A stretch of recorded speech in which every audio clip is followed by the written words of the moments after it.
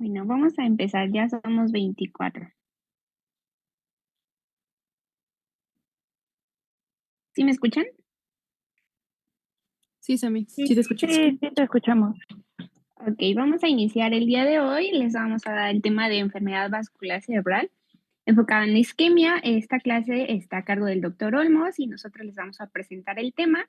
Está Ale y yo, Sam. Vamos a iniciar con, pues, ¿qué contiene nuestra exposición? Contiene un poco de repaso de irrigación, definición, epidemiología, factores de riesgo, clasificación, etiología, la fisiopato, nuestro cuadro clínico, diagnóstico, tratamiento, prevención y un escenario clínico que les vamos a hacer 4 preguntitas en un Kahoot de acuerdo a los datos que dimos en la exposición. Dentro de los datos importantes que tenemos, vamos a tener que el encéfalo va a representar el 2% del peso corporal y recibe el 20% del volumen minuto del corazón. Dentro de la irrigación, pues va a tener una irrigación arterial por las carótidas internas y las dos vertebrales. Dentro de las células, desde el punto de vista de consumo energético, vamos a tener que la célula nerviosa solo utiliza oxígeno y glucosa y esta va a proceder de la sangre circulante, no tiene reservas, no tiene reservas glucogénicas y pues estas van a ser únicamente de lo que reciba. Dentro de esto de las reservas de oxígeno, vamos a tener que a los 5 minutos de estar en una hipoxia vamos a tener inconsciencia y más de 5 minutos un daño cerebral. Vamos a iniciar con nuestro repaso de irrigación. Vamos a tener dos grandes sistemas que van a irrigar a nuestro cerebro, que van a ser el carotidio y el vértebro basilar. ¿Qué va a tener el sistema carotidio? Pues este se va a dividir en dos grandes irrigaciones, el anterior y el posterior. El carotidio nos va a dar la circulación anterior y va a representar el 80% del flujo sanguíneo. Va a estar dado por las carótidas internas, ramificándose en las arterias cerebrales anteriores y medias, estas van a ser ramas terminales. Dentro del vértebro basilar va a ser la circulación posterior y esta nos va a dar el 20% de la circulación y va a estar dado por las arterias vertebrales, la derecha y la izquierda, que se van a integrar y pues nos van a dar nuestra arteria basilar, que a su vez va a dar las arterias cerebrales posteriores. Viendo cada sistema, vamos a iniciar con el carotidio. Este va a ser, ambos son directos de la aorta, van a venir del sistema directo del corazón y va a dar en el callado aórtico y vamos a tener que si es directo de la aorta o del tronco brachiocefálico, vamos a tener la arteria carótida común y nos va a dar la arteria carótida externa y interna. Pero aquí la que pues vamos a enfocarnos va a ser en la arteria carótida interna. Esta se va a originar a nivel del borde superior del cartílago tiroides. ¿Sí siguen viendo mi pantalla? No, Sam. No, ya no. Ya no se ve. Perdóname, es que como quise aceptar a nuestros compañeros, te quité lo de anfitrión. ¿Ya nadie falta, chicos? ¿Seguros? Órale, pues. Listos son. Seguros, porque ya no van a entrar. Son 26 ustedes, ¿no? Sí, doctor. Vale. Sigue. ¿Me escuchan? Sí. Sí, son. Sí. Ok. Fuerte y claro. Y vamos a seguir con la presentación. Ok, aquí me había quedado, ¿no? Entonces, en la que nos vamos a enfocar va a ser en nuestra rama interna que les estaba mencionando, que se va a originar a nivel del borde superior de nuestro cartílago tiroides. Esta va a ascender a nivel del cráneo para ingresar al interior y pues este nos va a dar el conducto carotidio, que pues va a ser ubicado al lado del hueso esfenoides y va a terminar por debajo del espacio perforado y se va a dividir en la arteria cerebral anterior y la media. Estas arterias son las, ay, perdón, me falta acá. Estas arterias son las terminales de nuestro sistema carotidio, pero también durante este trayecto va a dar diferentes ramas colaterales, como son las timpánicas, hipofisiarias, comunicantes posteriores. Estas pues también son de suma importancia porque recordemos que va pues disminuyendo también el calibre de nuestros vasos y puede que algún trombo llegue también a estas arterias. Dentro de la cerebral anterior y media, pues esta vamos a tener que tienen características que también se dividen en segmentos. Y bueno, tenemos la cerebral anterior, que esta va a tener dos segmentos, el A1 y el A2, y van a comprender desde el cuerpo calloso hasta el hipotálamo y la comisura anterior. Dentro de la cerebral media, pues estas va a tener más segmentos, desde el M1, M2, M3 y M4, que es el esfenoidal, insular, opercular o cortical. Creo que falta alguien de aceptar, Alec, alguien que mandó mensaje. Sí, pero solo tú los puedes aceptar, Amichis. Sí, voy de regreso. Ujú.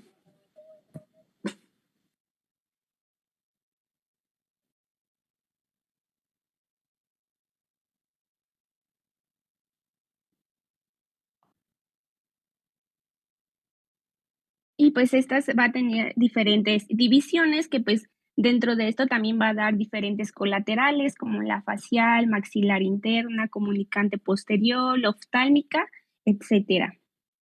Ahora vamos con el sistema vertebrovasilar. Este va a ser conformado por las arterias vertebrales y la basilar y va a ser nuestra circulación posterior.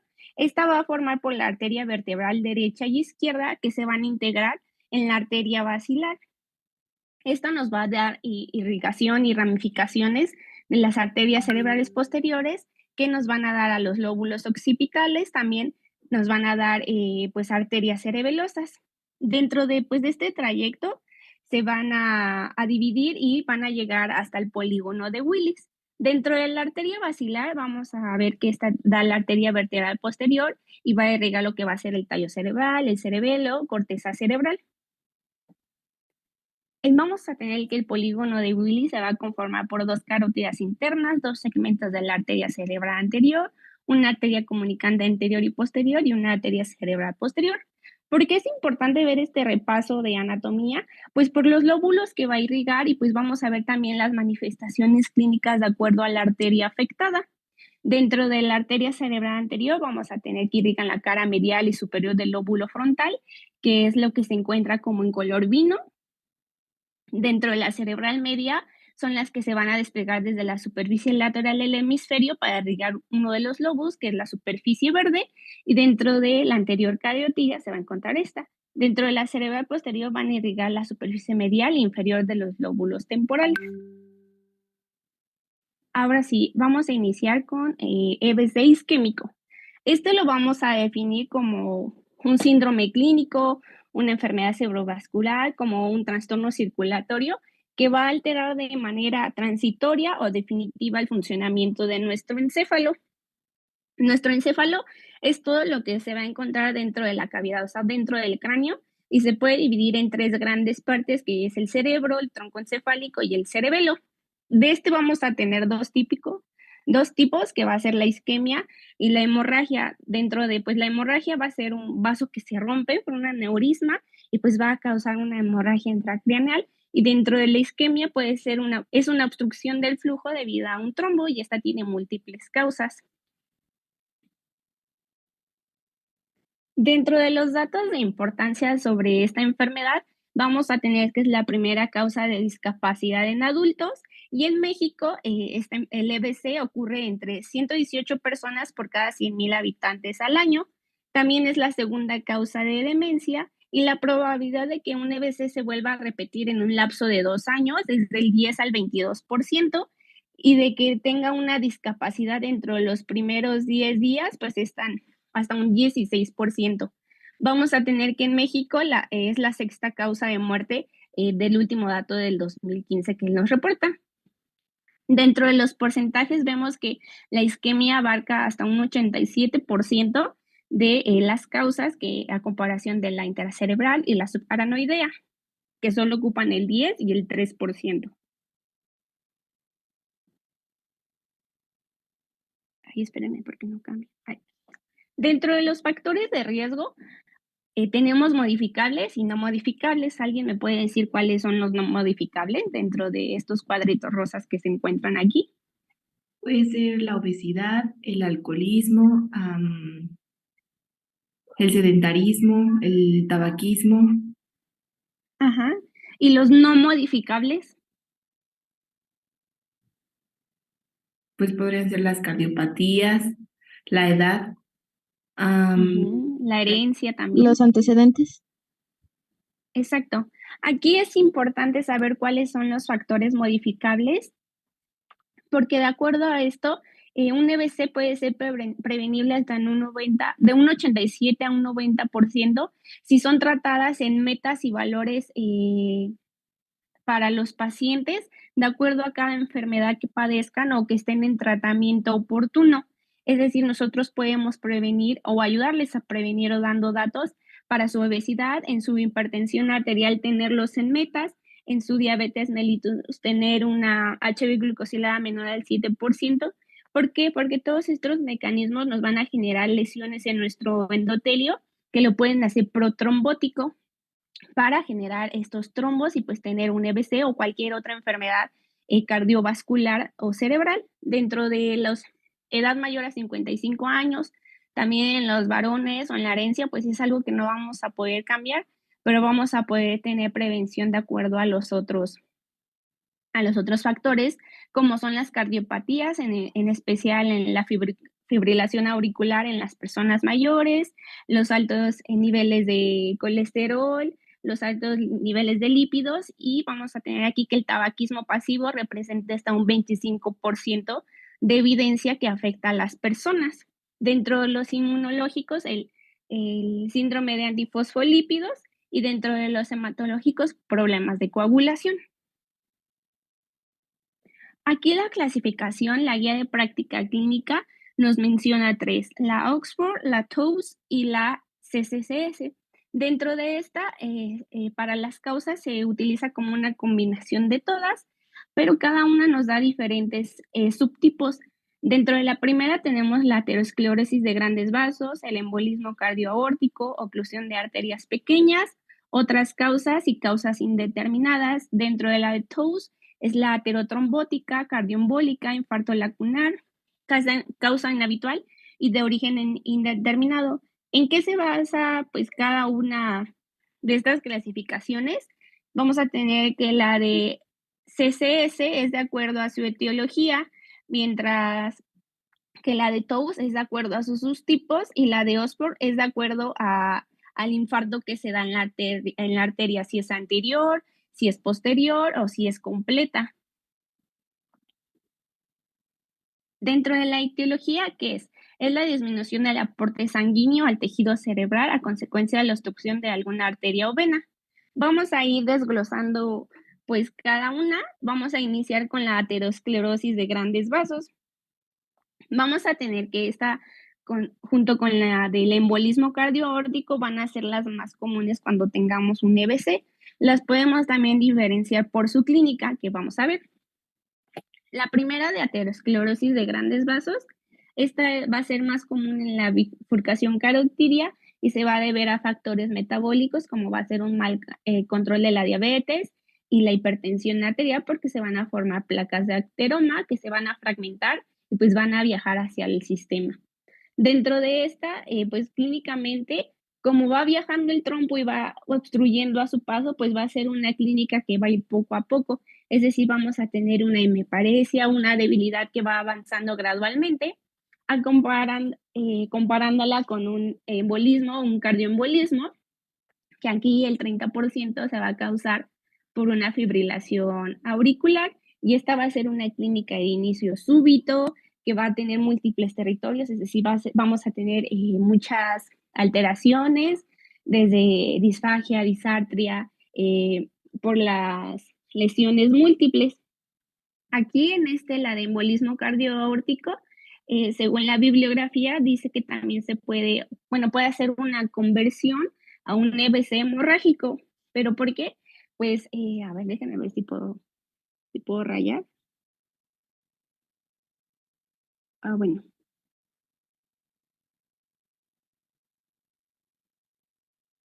Ah, ya se fue muy atrás.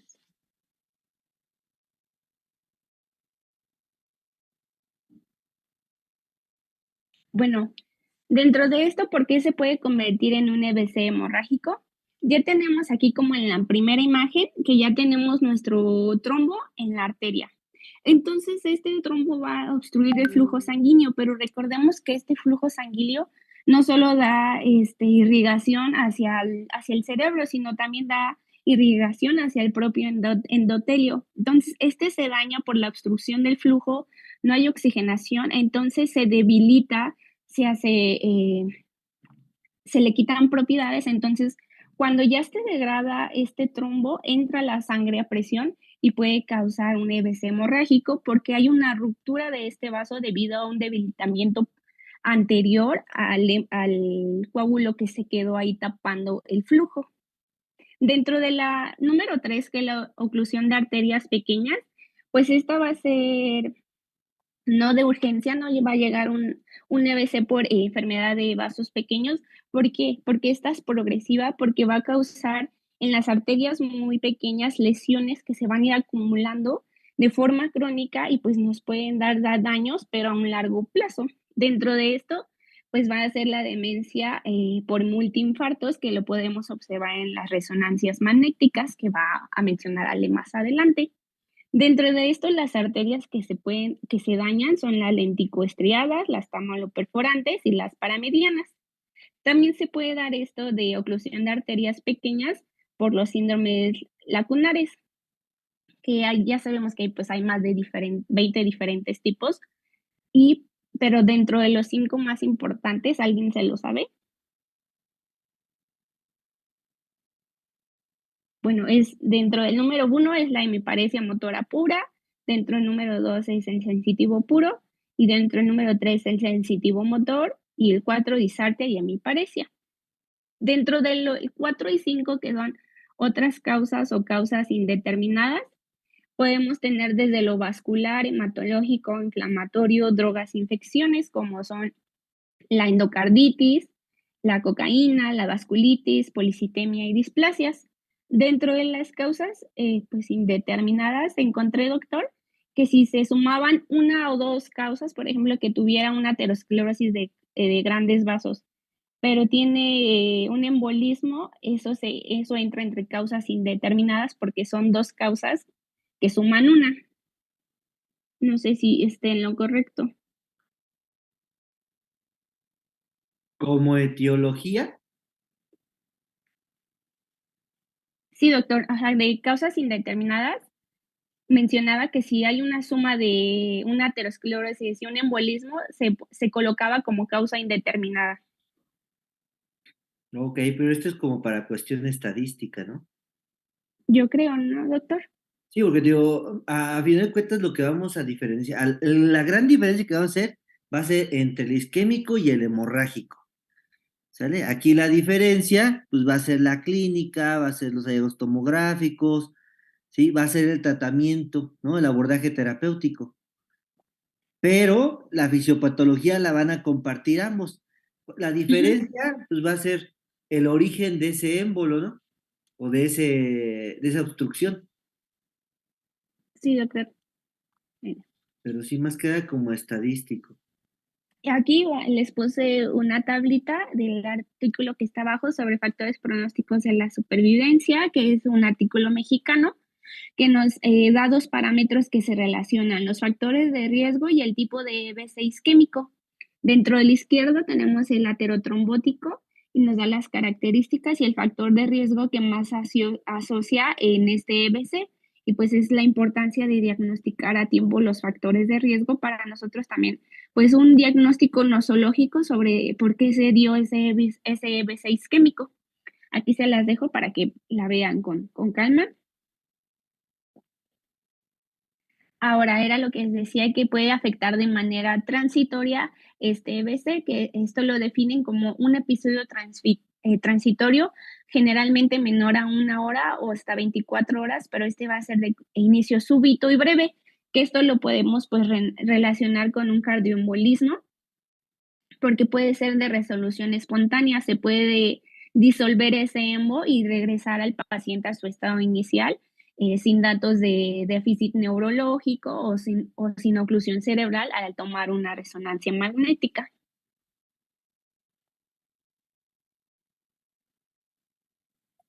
Entonces, el criterio de tiempo para isquemia cerebral transitoria, ¿cuánto es? Menor 60. Menor a Menor a 60 minutos. 60. Menor a 20. Menor a 1 hora. Y ya con isquemia, con déficit neurológico mayor a 60 minutos. Ya son 24 horas, ¿no? Bueno, aquí más que nada por el abordaje diagnóstico terapéutico.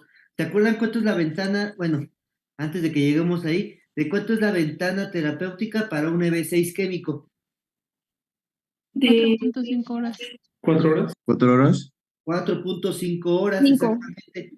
4.5, ¿sale? Entonces, imagínate, si tienes una isquemia cerebral transitoria, la isquemia cerebral transitoria se da tratamiento con trombolítico. No. No, Entonces, imagínate que vamos a esperar 24 horas para ver si es una cerebral transitoria. Estaríamos fuera de ventana, ¿no? sí, doctor. Sí, En cambio, 1 hora es más viable valorar a tu paciente, descartar alguna otra situación e ir preparando a tu paciente para la posibilidad de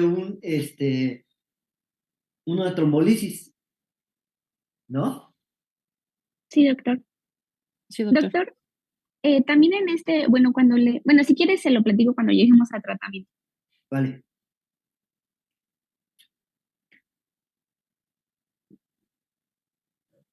Dentro de la fisiopatología del EBC, empezamos por, bueno, una vez que se ocluyó este vaso, va a haber una excitotoxicidad. ¿Y esto qué va a provocar? Bueno, va a provocar que al no llegar cierta, pues sí, oxígeno a las células, estas van a empezar a morir y a su vez van a provocar toda una inflamación, un proceso inflamatorio, el cual va a alterar toda la barrera de permeabilidad. Y siguientes a mí.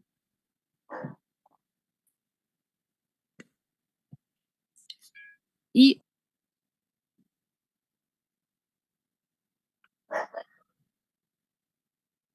¿Qué pasó, Ale?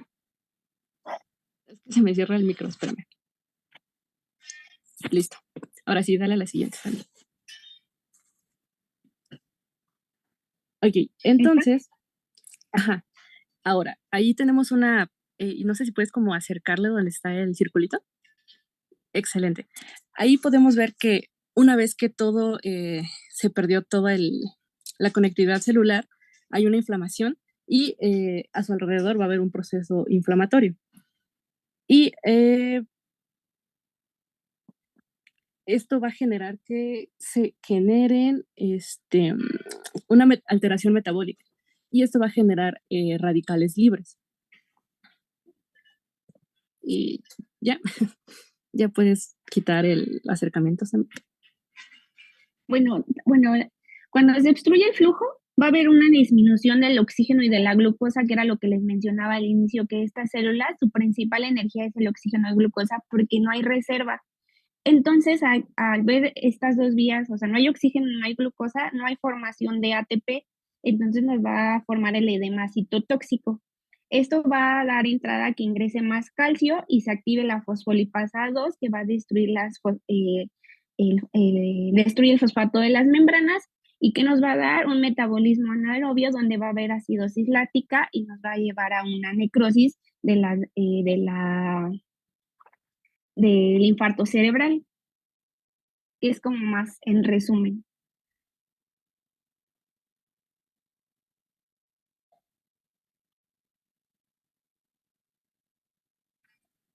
Ahora,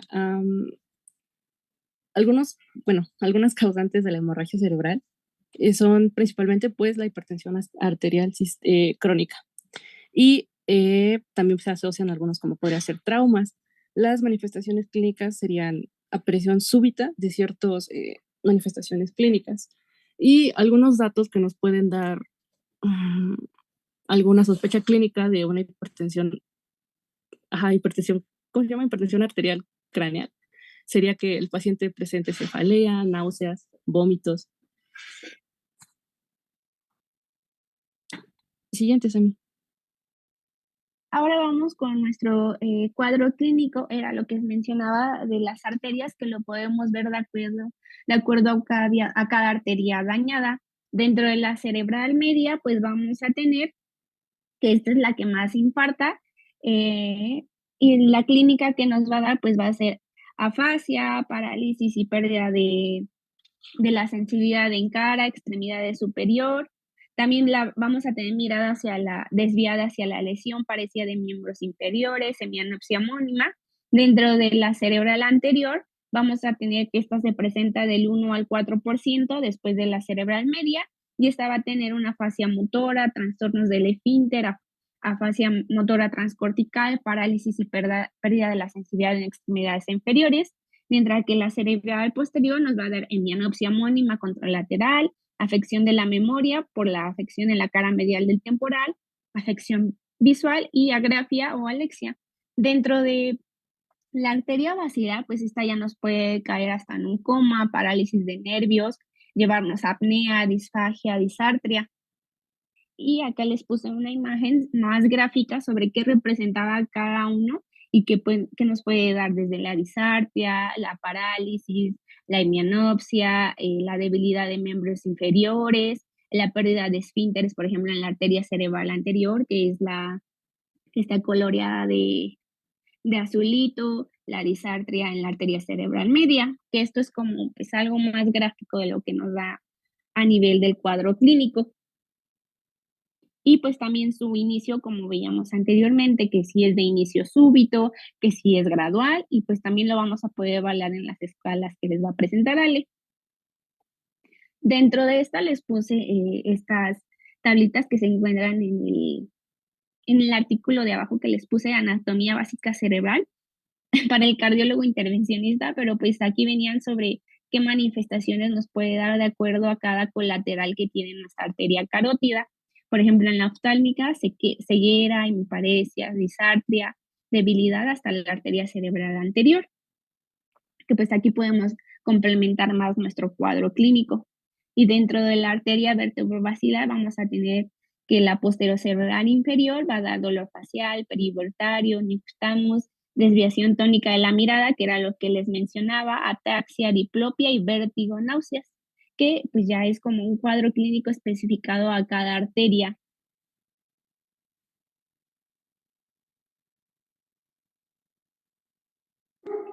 Bueno, el abordaje del paciente vamos a tener, como ya lo mencionamos, de 4.5 horas, de 4 a 5 horas para poder evaluar a nuestro paciente.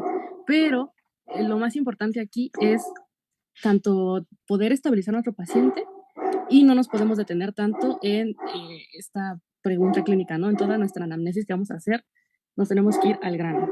Luego, en este mismo interrogatorio podemos evaluar nuestra escala de Cincinnati. No sé si se las puedas mostrar rápido, Sammy. ¿Dónde? Gracias. Donde pues nosotros vamos a solicitar a nuestro paciente, primero vamos a evaluarlo, ¿no? Inspeccionarlo. ¿Hay alguna desviación de la comisura? ¿Cómo se comporta con nosotros, ¿no? Si vemos que trata de hablar y no puede, pues claramente tiene un problema, ¿no? Luego vamos a pedirle que él levante los brazos y que también hable. O sea, incluso cuando nosotros le hagamos alguna pregunta y no nos puede contestar, ya lo estamos evaluando. Regrésales a mí, por favor. Ay, espérenme, deje que callo a mi perro, espérenme. Bueno, en lo que vuelve Ale, la escala de Cincinnati, pues van a ser estos 3 parámetros: parálisis facial, caída del brazo y habla normal. Y dentro de las actividades que les vamos a dar al paciente para cada uno va a ser parálisis facial, que el paciente nos vea y muestre los dientes y vamos a ver desviación. Y ya si está normal, está simétrico; si está normal, un movimiento asimétrico. Le pedimos que extienda los brazos y los mantenga durante 10 segundos. Si hay caída de un brazo, es asimétrico, y la habla normal, le podemos preguntar su nombre o que articule alguna frase, y si hay afasia, pues lo tomamos como anormal. Sí, otra que es similar es la escala FAST, pero de esa creo que no puse ninguna imagen. Luego nos vamos a ir directamente a lo que sería la exploración de nuestro paciente, y en ella podemos valorar el estado de alerta con una escala que es la escala de Glasgow, que todos conocemos. ¿La puedes poner, Sammy, por favor? Ahí está. Gracias. ¿Dónde vamos a valorar 3 cosas? Si hay respuesta ocular, verbal y motora. Ujú. En ella, bueno, si nuestro paciente no nos responde, no nos, primero tenemos que valorar, primero si nos puede, o sea, si puede estar consciente y sigue nuestras indicaciones. Si nosotros le preguntamos a nuestro paciente, ¿sabe dónde está? Y nos dice cosas incoherentes, pues claramente el estado verbal, pues no, sería un 3, ¿no? Porque tiene palabras inapropiadas. ¿Le puedes regresar, Sammy, por favor?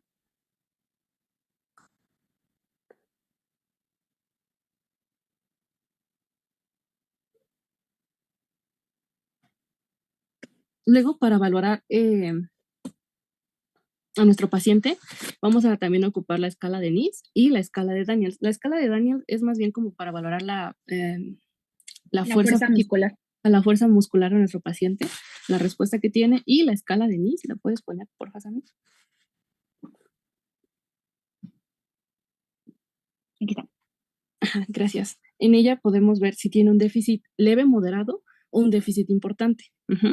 Y en ella valoramos digamos, por miembro, ¿no? O sea, por nivel de conciencia, por algunas preguntas que le vamos a hacer a nuestro paciente. Si el paciente sigue órdenes, nos sigue con la mirada, si tiene estímulos presentes y por miembros superiores o inferiores. Si no responden, si no tiene la fuerza, se le va dando una puntuación. Y en un déficit leve tiene pues menos de 4 puntos, menor o igual a 4 puntos. En un déficit moderado tiene de 6 a 15 puntos aproximadamente. Y en uno importante pues es de 15 a 20. O en un resultado grave sería mayor a 20 puntos.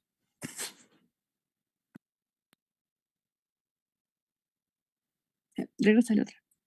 Y recordemos que una vez que el paciente llega con nosotros, tenemos nuestra ventana de 25 minutos para solicitar estudios de imagen. Y dentro de las más importantes, pues sería una TAC o una resonancia magnética. ¿Le puedes pasar, Sammy, por favor? Siguiente, ¿hasta dónde están las de imagen? Espera, está cargando.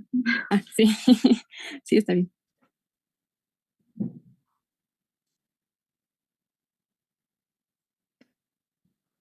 No, mejor regrésale regrésale al algoritmo. Sí. Bueno, dentro del algoritmo nos dice la guía que tenemos que evaluar a nuestro paciente, ¿no? Una vez que llega al servicio de urgencias, tenemos esos 10 minutos para poder evaluarlo y estabilizarlo. Luego tenemos nuestros 25 minutos para solicitar los estudios de imagen. ¿Por qué es importante el estudio de imagen? Porque en él podemos ver el probable, lo que originó nuestro accidente vascular cerebral. Y si es hemorrágico, pues es llevarlo directamente con el neurólogo, neurocirujano, y que, se inicia, lo meten a quirófano, ¿no? Pero si no es un evento hemorrágico, se tiene que quedar, se le pueden dar ciertos criterios, de los cuales voy a hablar un poco más adelante, donde podemos ver si la terapia es fibrinolítica o no fibrinolítica, ¿no? Más bien si es candidato o no. Ahora sí, dale a la siguiente.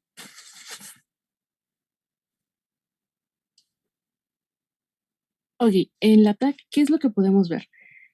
Podemos ver un borramiento de todo lo que sería nuestra cápsula interna. No sé si puedas señalarlo, Mix. No se puede, pero puedo hacerlo más zoom.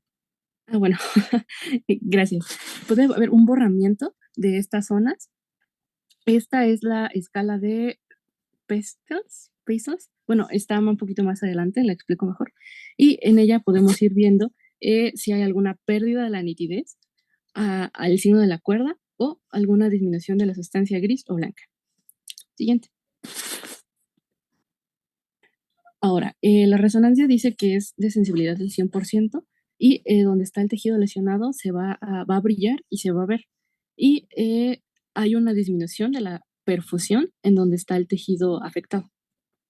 También aquí pues vamos a poder ver si en la isquemia la arteria cerebral media puede estar hiperdensa, las zonas donde hubo pues isquemia pueden estar hipodensas, va a haber oscurecimiento de las cisuras, borramiento de los surcos y pues donde encontremos las zonas de isquemia hay que poner si son en la periferia, centro o en qué lóbulo se ubica.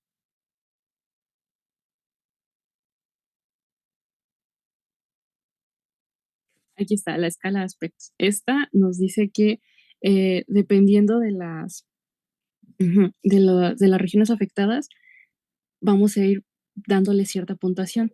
Y digamos que se le va a ir restando, la puntuación es sobre 10 y cada zona afectada son puntos menos. Siguiente. Esta escala nos da un pronóstico más bien de un riesgo, si nos puede dar un riesgo isquémico o no, transitorio o no.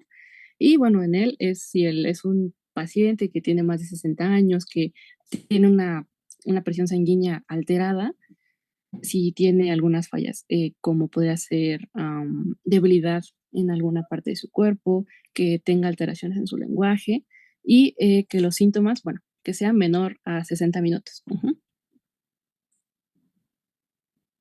Ahora, el manejo recomendado, el manejo general, es pues administrar oxígeno, ¿no? Preservar nuestra vía aérea, tenerlo en monitoreo cardíaco, darle una vigilancia neurológica estrecha y una posición de semiflower, que es básicamente que esté recostado en su camilla.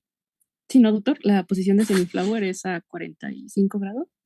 Es semifowler. Es semifowler. Semifowler, sí.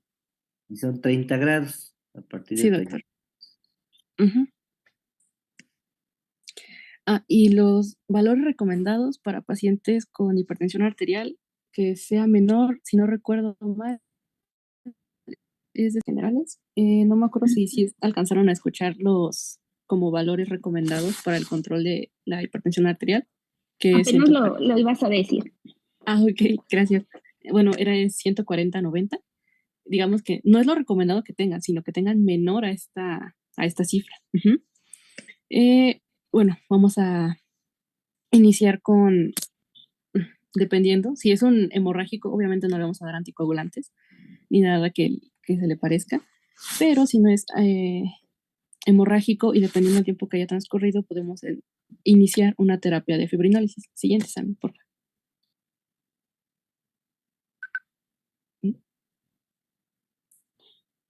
Ok, los criterios de inclusión, bueno, que sean mayores de 18 años, que tenga un diagnóstico de ABC isquémico, que no tenga, que tenga un comienzo de síntomas y que su presión arterial sea menor a 185/110.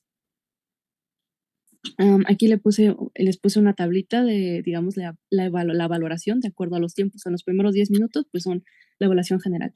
La valoración neurológica son los 25 minutos, al igual que el estudio de imagen, y el tratamiento es en la primera hora. Y también encontré como tratamiento el stent, en el cual tenía que tener un diagnóstico de ABC isquémico, pero también aquí tomaban en cuenta la puntuación de NIS, que tenía que ser superior a 6.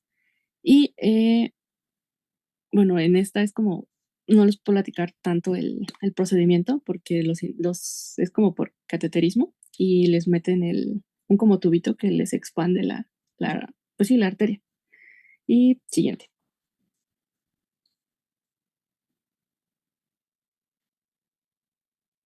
Espera, no haga presiones.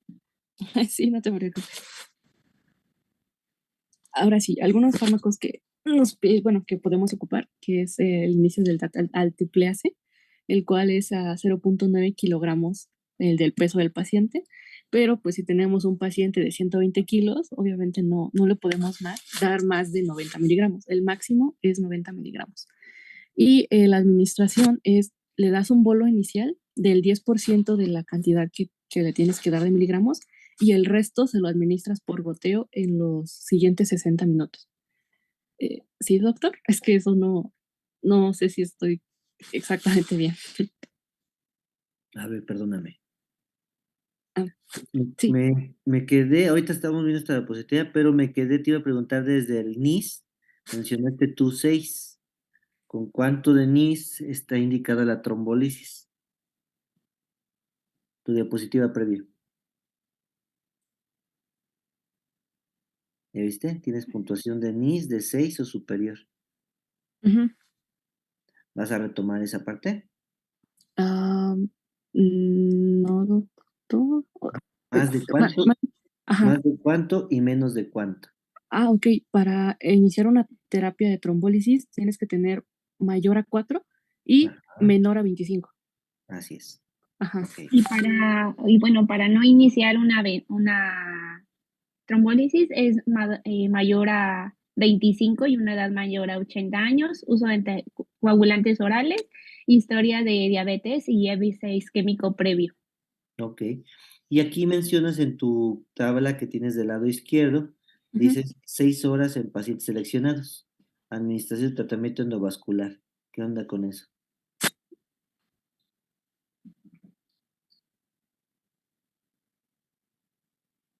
No, que la ventana son 4.5. Eh, Más bien, es que estos son en pacientes mm,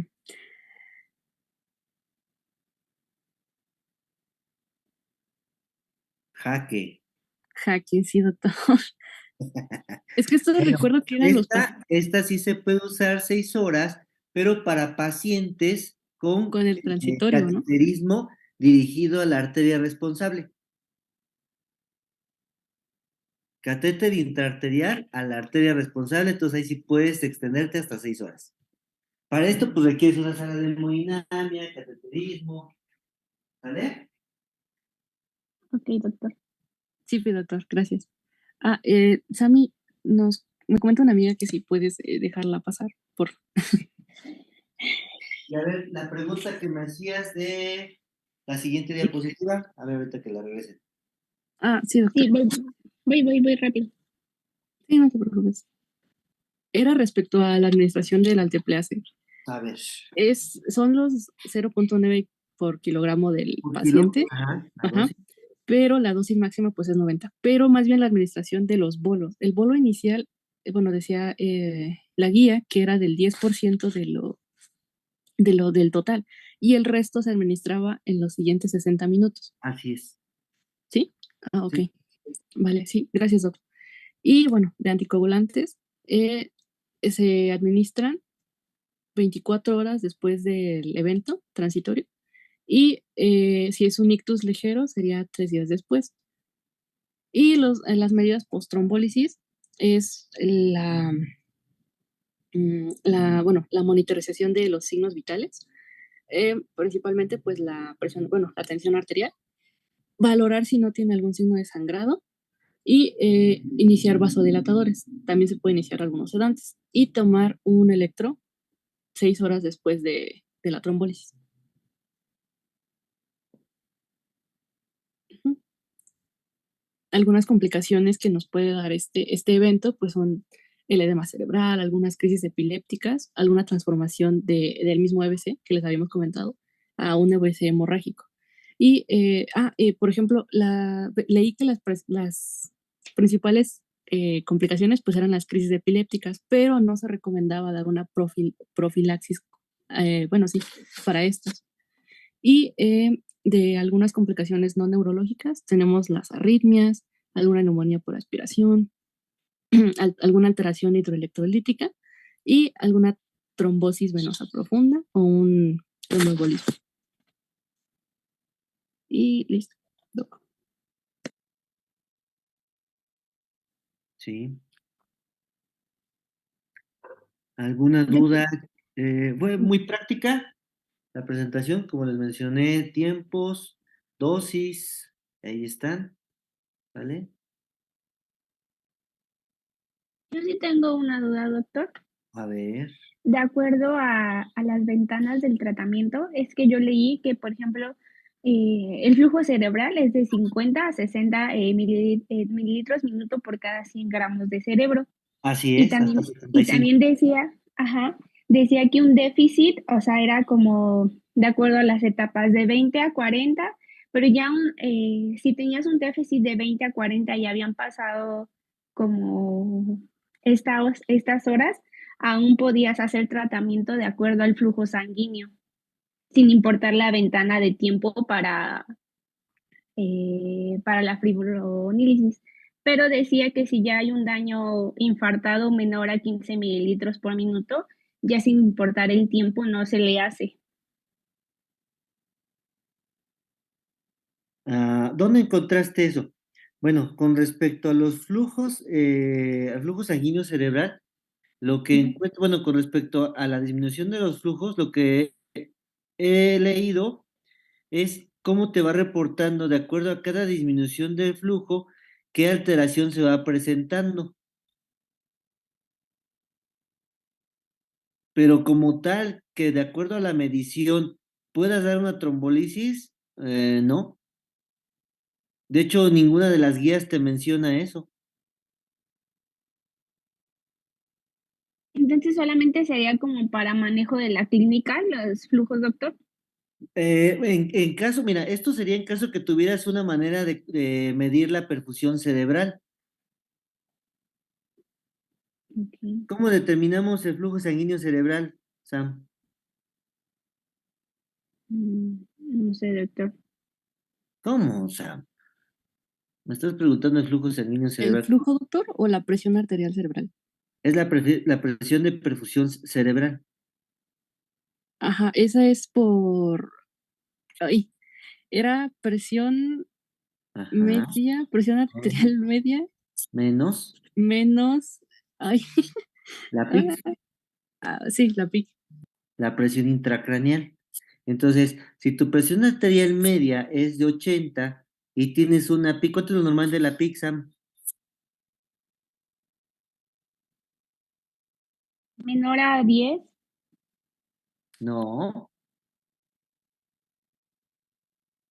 ¿Cuánto es lo normal de la presión intracraneal? Es 15, De doctor. 1 a 20. No. ¿De 10 a 12? Así es, de 10 a Ah, 12, ¿sale? Entonces, si tienes una presión arterial media de 80, ¿cuánto es tu presión de perfusión cerebral? Si estamos hablando de una presión, una PIC normal, que es de 10 a 12.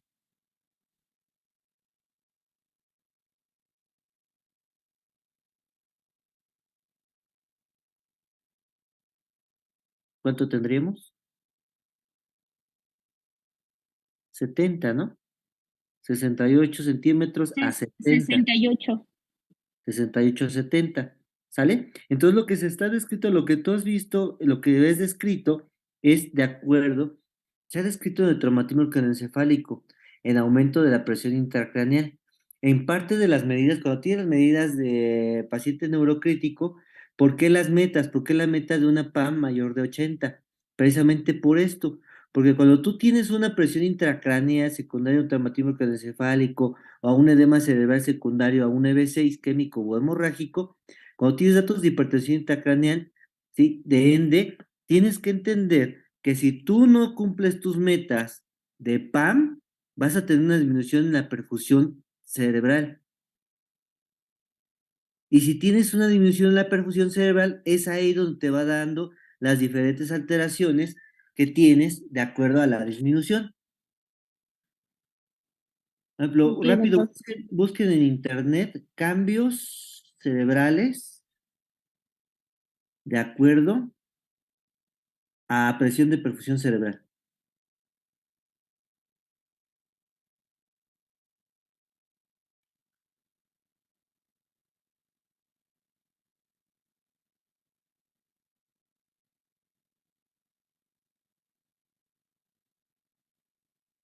¿Ya encontraron algo?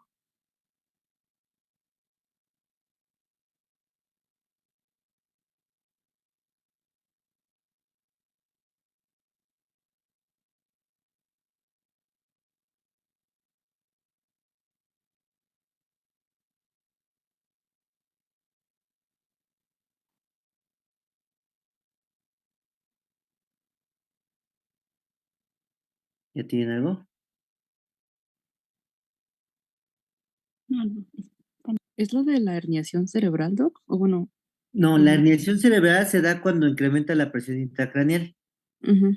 Ah, ok, ok. No la presión de perfusión. Ahí. Entonces, nosotros tenemos diferentes maneras de medir la perfusión cerebral o el consumo de oxígeno cerebral, más que nada, que es lo que vas a valorar. La presión de perfusión cerebral, tú nada más nosotros la podemos determinar mediante la fórmula que te acabo de decir, y esto es infiriendo una presión intracraneal de acuerdo a la tríada de Cushing, o que esta es por la clínica o la medición de la vaina. La otra es mediante la instalación de un catéter intraventricular para determinar la presión intracraneal. ¿Sí? Entonces, si yo tengo una presión intracraneal incrementada, por lo tanto, lo que voy a obtener va a ser una disminución en la presión de perfusión cerebral. Y ahí sí, me va a ir disminuyendo de 10 en 10. Ahí es donde se describe por menos de 50 centímetros de milímetros de mercurio, menos de 40. El peor pronóstico que se presenta en los pacientes es cuando disminuye menos de 70 milímetros de mercurio, de presión de perfusión cerebral. ¿Sale? Sí, doctor. Y entonces aquí lo que tú vas a tener van a ser diferentes cambios a nivel neuronal, que es la hipoperfusión, la falla de las bombas, ¿sí? Como ya lo mencionaron ustedes, el principal sustrato de la célula nerviosa es la glucosa y el oxígeno, y son muy sensibles a las variaciones, ya que no tienen reservas.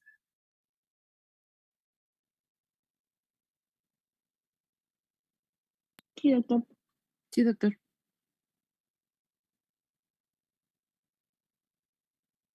Pero que con respecto al flujo sanguíneo cerebral nosotros podamos determinar si trombolizamos o no. Imagínate, para eso tendríamos que tener un paciente monitoreado hemodinámicamente, y no nada más hemodinámico o cardiológico, sino cerebral. ¿Sí, Sam? Sí, doctor, muchas gracias. Esa era la duda como que me había quedado. ¿En dónde lo leíste? Lo vi en una ponencia, doctor, en un video. ¿Quieres se lo mando? Sí, pues. Pero sí, busquen eso, los cambios que se presentan a las diferentes presiones, las modificaciones del flujo sanguíneo cerebral.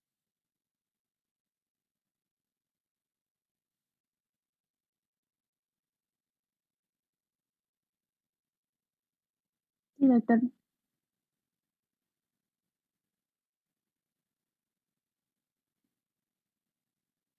¿Alguna otra duda? No, doctor.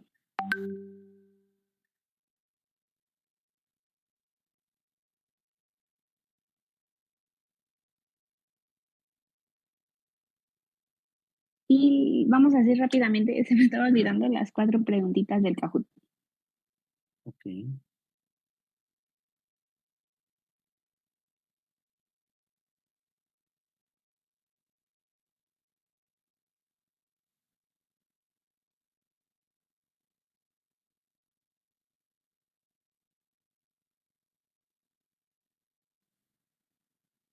Doc, una preguntota. Dime, dime. Bueno, ya que me escuchan, hace rato no agarraba el audio al pasar la lista. No sé si me escuchó hace rato. ¿Quién eres? Soy Alejandro Vargas, o Vargas Muñoz. A ver, permíteme.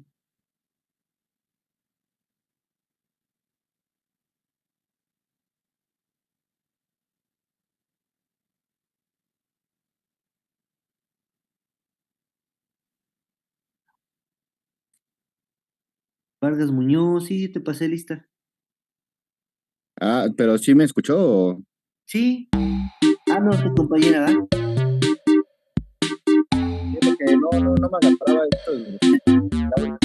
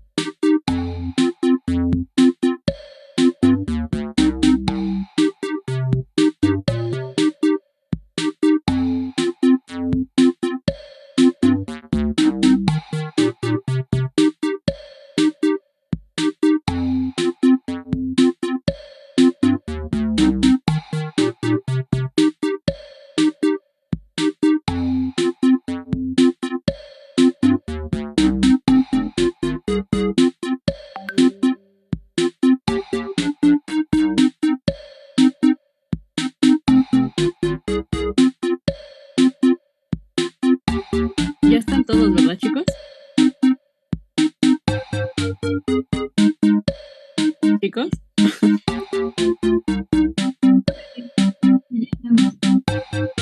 Al parecer sí. Sí, ya estamos todos.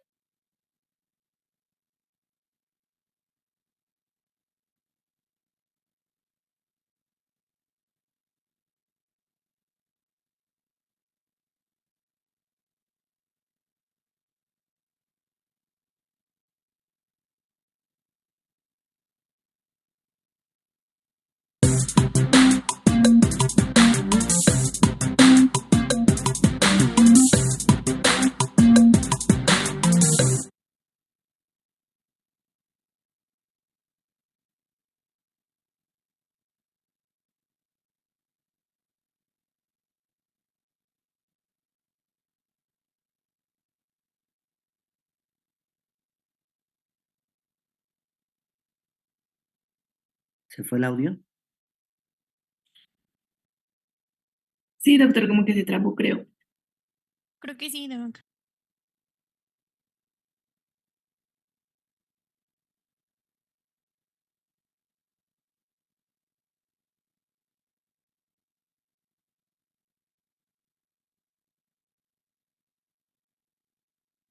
Se me trabó el Kahoot, amigos. A ver, déjenme ver si podemos.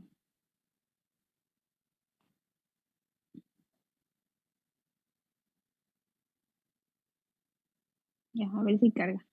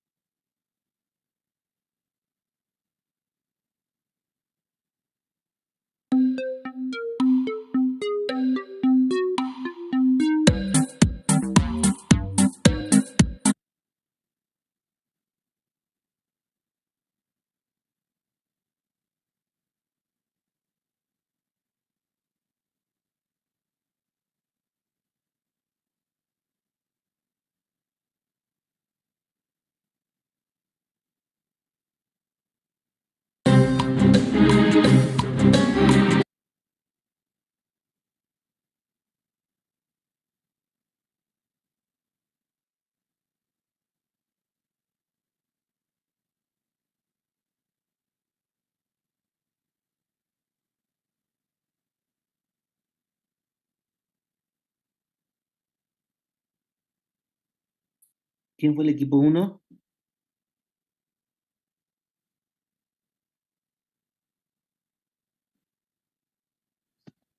Ahí ¿Quién es el nosotros, uno? Adrián, Itzel y yo, Angélica. Ok. Y ya, doctor, eso sería todo. Muy bien, doctores. Bueno, entonces tengan a la mano sus tablas, tengan a la mano el NIS, Cincinnati, el Glasgow, tengan los criterios de su algoritmo de tratamiento, eso se van a estar viendo seguido. Tengan la dosis del alteplase, ¿sale?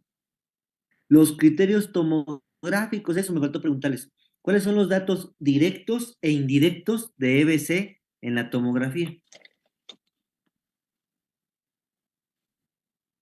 Podría ser el aplanamiento de surcos y vamos a ver una pérdida entre la sustancia gris y blanca y que la arteria cerebral media puede estar hiperdensa. ¿Esos cuáles son, directos o indirectos? Serían directos. Directo es la arteria cerebral media hipertensa.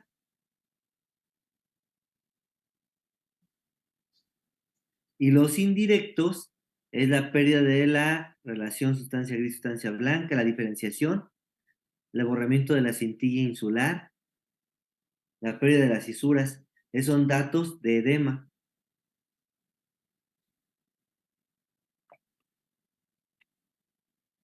Sí, doctor, que también es donde está el famoso signo del punto, algo así se llama, signo del... Ay, no me acuerdo, pero Punto, no, era no lo un signo característico. Uno le llaman el de la cuerda, ¿no? El de la cintilla insular, borramiento Ah, de la cintilla insular. sí, doctor. Pero del punto no lo conozco ese. Sí, muchas gracias, doctor. Bueno, que tengan bonita noche. Igualmente, Igualmente. doctor, hasta luego. Gracias, igualmente. Igualmente. Claro, Antonio.